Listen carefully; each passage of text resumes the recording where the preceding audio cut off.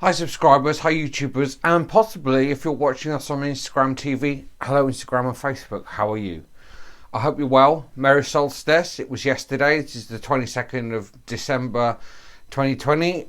I was going to do this vlog with this title a bit sooner, but a number of things have come up online that I wanted to sort of get appraised of before I did this video.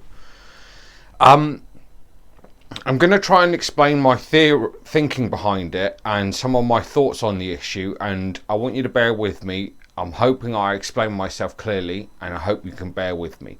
So you've all heard about the High Court judgment that came down about 3-4 weeks ago about puberty blockers and trans youth.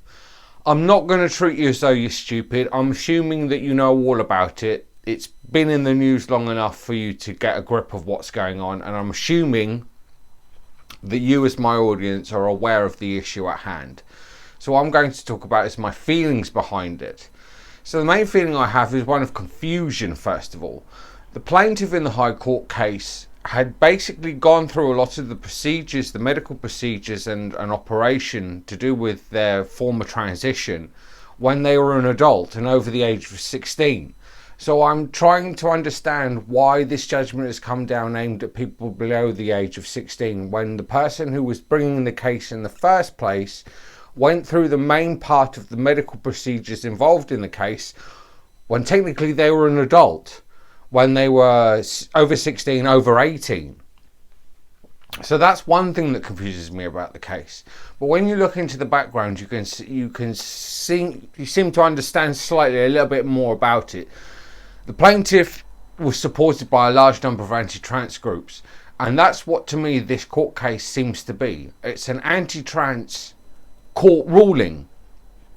It's almost like they're attacking the youth to hopefully make the adults go away, in the sense that if you can't transition when you're younger, maybe you won't consider it when you're an adult. Well, some of us know better. But maybe that's what their thinking is. Maybe if you don't transition when you're a teenager, maybe you'll think differently in the future when you become an adult, and you won't want to go through all this medical nonsense. A lot of us know that that's slightly different, but that may be part of what they're thinking. If they can attack the youth and get rid of young people identifying as gender fluid, trans, non-binary, whatever, they can nip what they seem to think is this strange thing that's going on where suddenly everybody wants to be trans in their minds, in the TERFs minds, in the anti-trans minds. Now, I've watched a lot of things online and I'm beginning to come to an understanding of whereabouts those groups are, and maybe that's one of their ideas, is to attack trans youth, and then maybe you won't consider doing it when you're older. Maybe that's what they think. Also, attacking trans youth makes it more uncomfortable for people to come out when they're older. If they can be seen to sort of stigmatise being trans in youth, maybe it'll progress on into adulthood. I mean, God knows I internalised my own homophobia and transgender identity when I was younger, and I went through a lot of struggles, and I don't recommend how I dealt with it on anybody. It seems to me that things have shifted throughout the two experiences I have of transitioning, detransitioning and retransitioning. Now, when I transitioned the first time was in 2004, and that was around about the same time as the Gender Recognition Act. Now, there wasn't, to me, I'm not saying this to other people, but to me, as a trans person in a provincial city outside of London or a major metropolitan hub, it was like you were isolated, you were on your own. It was only you going through that process, and you had to do it on your own by yourself. So I don't remember seeing protests about the Gender Recognition Act on either side at the time. It was just legislation that was passed when I was transitioning, when I first transitioned, and I heard about it. And I didn't really get to grips with it until a year or two later, when I went to Chrysalis, and it was discussed at a Chrysalis meeting in the early years of Chrysalis. It's an adult trans support group in the Southampton, Bournemouth area, down here on the south coast. And so you were very isolated. The main stories you would come across to do with the trans community back then were outing stories, where tabloid media would out someone. They would be splashy headlines, they would out someone. Or it would be just what the media at the time thought was a nice piece on a trans woman's transitioning. You used to get them in the gossip magazines. You would get transition stories in the gossip magazines. And one of my friends who was first introduced to me, realised I was trans, would often talk about how she first came across the issue of trans issues through the gossip columns. So it was sort of like that. It was like titillation, outing, and that was about it. But in the last 5 years, I'd say definitely in the last 5 years, it's become a lot more hostile. It's almost like, see if you can get my thinking.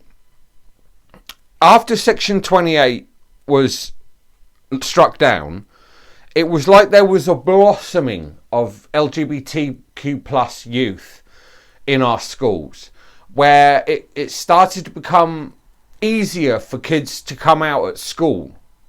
And a lot of kids were coming out as gender fluid, not necessarily binary trans, but gender fluid or non-binary. And I think with the hit pieces that TERFs and right-wing feminists had been doing since the 70s, like Germaine Greer and people like that, it all culminated about 5 years ago around whether we were valid or not, whether our identity was valid, whether we were making good judgments, and whether it was right for children, to, in their minds, be experimenting like this. The politics, the media changed, and it got more vicious. It got more hit pieces and more attacking. You could see it in the media directed at the trans community. We were treated as a monolith, as a massive campaign structure with an ideology and everything behind us. We were dressed up as the bogey person to punch all the time. The distraction from Brexit, almost, if not the case. I think to some people, the blossoming of this LGBTQ youth after Section 28 and this gender fluid identity and this non-binary identity kind of, to some people, say some boomers and some people younger, not the whole generation, but some people of that age, it just confused them. They see the binary. What you got between your legs is what sex you are, what gender you are. They couldn't see the nuances and the new approach towards those studies and the new understandings around those issues. The gender is a construct. And they didn't understand it. And so it was easier to lash out at this community. I've often said, as a trans woman, I like to take society by the scruff of the neck and rough it up a little bit.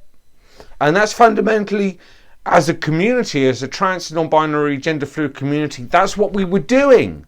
We were taking the preconceived ideas of gender, sexuality, the binary, and trashing it. Absolutely ripping it apart. And good job too, because it needs doing. But a lot of people couldn't handle that, or couldn't understand that, or didn't want to understand that.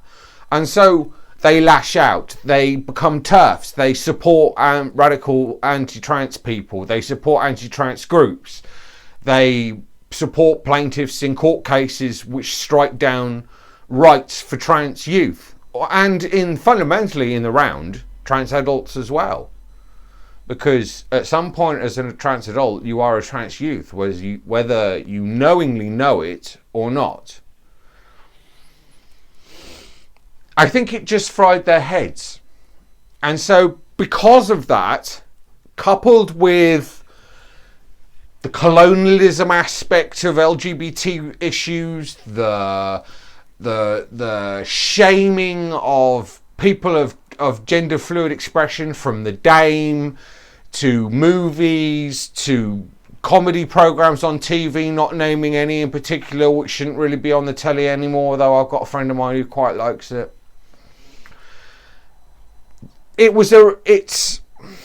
Hang on.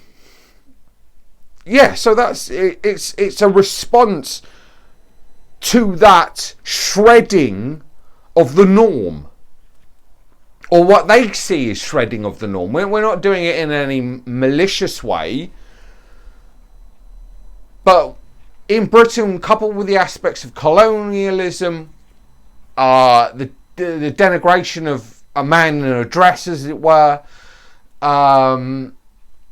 coupled with the former Section 28 policy, the fact of decriminalisation of homosexuality wasn't until 1967, all that, coupled it on top of the fact that no sex, please, we're British, to some degree, makes the society sort of prudish. And so when you have a situation like the trans, non-binary and gender fluid community is done, it has a visceral response from the community outside of that doesn't like it or doesn't understand it.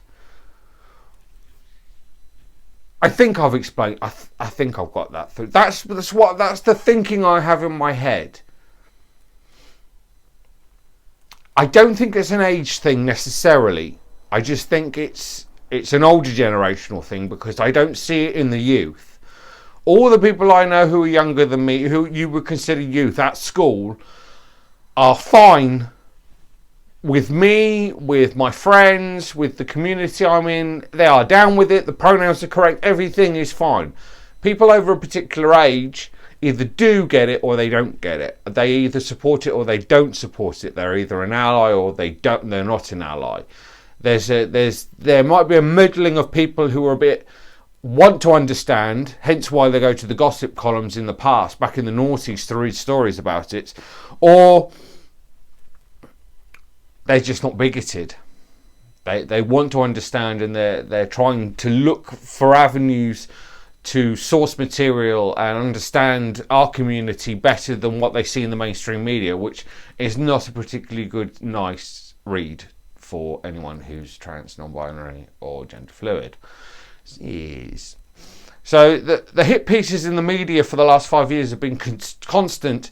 I mean, no one looks forward to the Sunday tabloids coming out, the Sunday broadsheets and the tabloids coming out, because 9 times out of 10 there's a trans hit piece in there, and we become the kicking horse again. It's like we are the distraction from Brexit. We are the distraction from all the things going wrong in the country, from COVID down to Brexit, and it's easier to stomp all over us than address your own issues and address the issues that really matter to people, because attacking less than 1% of the population isn't going to solve all your problems. It's the same argument we have over asylum seekers and demonising asylum seekers. It's not going to solve the fundamental problems of the country in which you live in. You need to address that.